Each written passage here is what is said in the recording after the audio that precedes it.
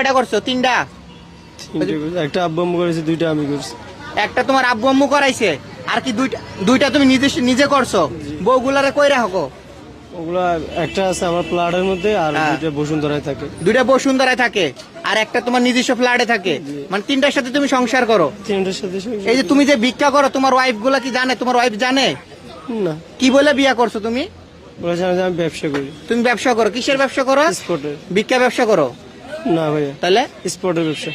এক্সপোর্টের ব্যবসা করো? জি। এক্সপোর্টের ব্যবসা করে তিনি 80-90 লক্ষ টাকা আছে। এক্সপোর্ট কি ব্যবসা আপনারা দেখতে পাচ্ছেন। আজকে দেখেন সবাই কিন্তু একে হাতে নাতে ধরছে। হ্যাঁ, হাতে নাতে ধরছে। দোকানে আসছিল মানে ভিক্ষা নেওয়ার জন্য, কিন্তু তাকে তার একজন ভাই, এই যে ভাই, এই ভাই কিন্তু তাকে ধরে ফেলেছে, হাতে নাতে ধরেছে। সে ভিক্ষা করা অবস্থায় তাকে হাতে নাতে ধরছে। সে সুস্থ এবং সবল মানুষ। প্রথমে আপনারা যারা দেখেছেন হয়তো বুঝতেছেন যে সে কিভাবে অভিনয় করে। একটু অভিনয়টা করে দেখাও, কিভাবে ভিক্ষা করো মানুষের কাছে।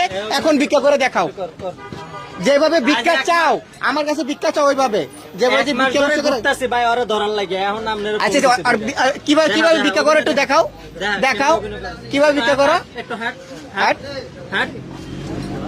কি ভাই, এই যে দেখে কি মনে হয় ভিক্ষুক? ভিক্ষুক মনে হয় না? মনে হয় 100% ভিক্ষুক মনে হয়, প্রতিবন্ধী মনে হয়। এর যে অভিনয়, মানে এই অভিনয় মানুষ বুঝতে পারবে না।